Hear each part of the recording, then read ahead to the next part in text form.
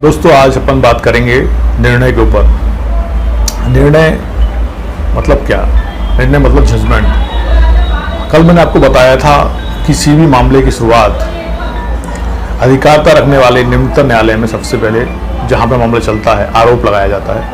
आरोप के बाद अन्य कार्रवाइयां शुरू होती हैं, जैसे मामले का संचालन शुरू होता है, डेट्स लगाई जाती हैं, साक्ष्यों की लिस्ट दी जाती है। उन साक्ष्यों की लिस्ट के आधार पर उनका साक्ष्य होता है, समय समय पर साक्ष्य दिए जाते हैं और साक्ष्य दिए जाते हैं।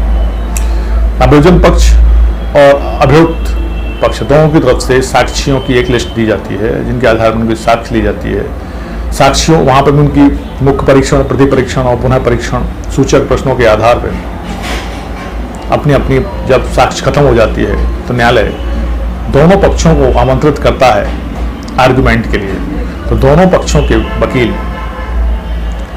विक्टिम पक्ष का और पीड़ित पक्ष का, या कहें अभियोजन पक्ष का और एक्यूज पक्ष के दोनों वकील अपनी अपनी बात को रखते हैं। विक्टिम पक्ष का जो वकील है, अभिभाषक है, अधिवक्ता है, एडवोकेट है, वो सामने वाले पक्ष का जो कि अभियुक्त है उसको अधिक से अधिकतम सजा और अपने जो क्लाइंट है, विक्टिम है, उसके लिए अधिक से अधिक मुआवजा दिलाने की कोशिश करता है और उसी परिप्रेक्ष्य में अपनी बात कहता है।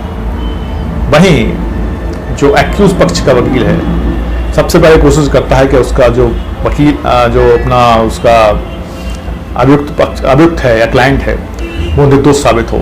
पूरी कोशिश करता है निर्दोष साबित करने की, उसके लिए हर संभव प्रयास करता है। वो लीगल साक्ष्य प्रस्तुत करता है,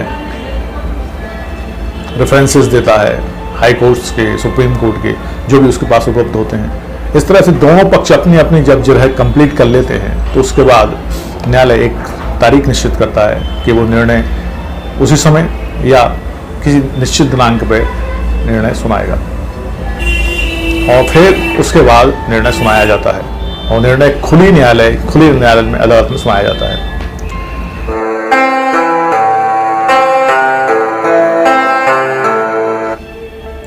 असंज्ञेय मामलों में खर्च देने के लिए आदेश। असंज्ञेय मामले किसे कहते हैं? जो संज्ञेय नहीं है। और संज्ञेय मामले कौन से हैं? जो संज्ञेय नहीं है।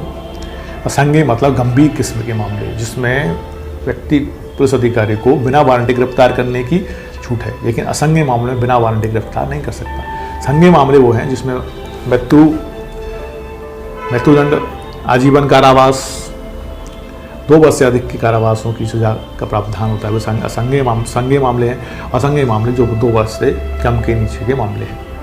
तो उन्होंने कहा असंज्ञेय मामलों में सजा देने के लिए आदेश सेक्शन 359 डिफाइन करता है। नंबर 1, जब कभी किसी असंज्ञेय अपराध का कोई परिवाद न्यायालय में किया जाता है। परिवाद मतलब कंप्लेंट।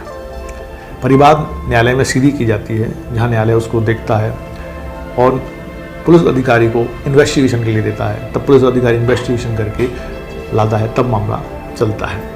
और एक तरीका होता है FIR के माध्यम से मामला पुलिस के पास आता है, तब पुलिस अधिकारी उसको इन्वेस्टिगेशन करके FIR न्यायालय में प्रस्तुत करते हैं, तब आरोप लगता है। 2 तरीके हैं।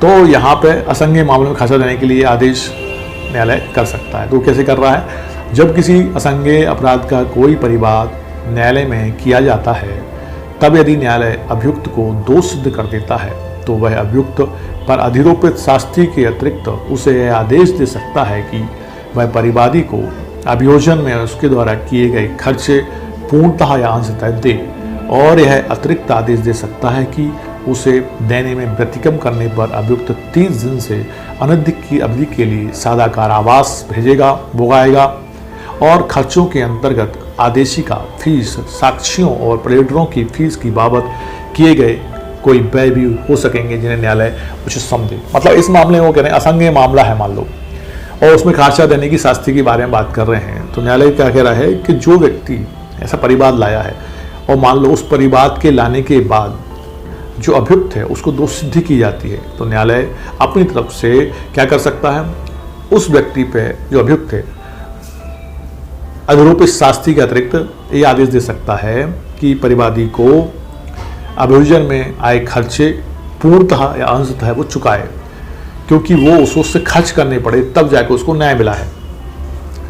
और यदि वो नहीं दे पाता है या नहीं देता है तो न्यायालय कहता है कि उसको जुर्माने की तरह वसूल किया जाएगा, और जुर्माने में वसूल नहीं कर पा रहा है तो फिर न्यायालय कहेगा कि उसको कम से कम 1 दिन से लेकर 30 दिन से अधिक तक का नहीं सादा कारावास हो सकता है, जब तक कि वो उस जुर्माने को या उस धन को चुका नहीं देता। तो ये 359 का क्लॉज 1 था। 2 देखते हैं।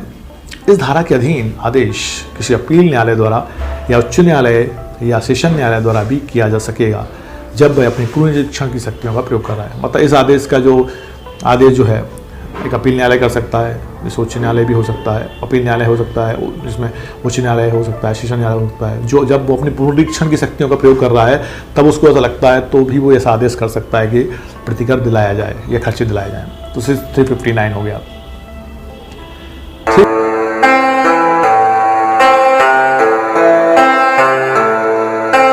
अब सेक्शन 360 है जो सदाचरण की परिवीक्षा पर या भर्त्सना के पश्चात छोड़ देने का आदेश।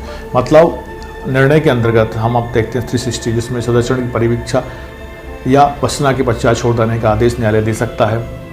उसमें कंडीशन देखेगा, कंडीशनल है, उसमें सेक्शन है, सेक्शन अपना 360 के क्लॉज 8, 9 हैं, 10 क्लॉज हैं जिसके अंतर्गत ये मामला चलेगा और उसमें उसको भर्त्सना के आधार पर छोड़ा जा सकता है।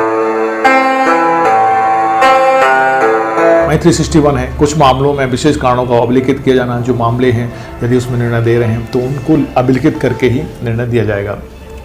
ऐसे उन्होंने कहा जहां किसी मामले में न्यायालय का किसी अभियुक्त व्यक्ति के संबंध में कार्रवाई धारा 360 के अधीन या परिवीक्षा अधिनियम 1958 को बंद अधीन कर सकता था, तो वो सब कारण हम लिखेंगे और ऐसे करके 361 अपन देख लेते हैं।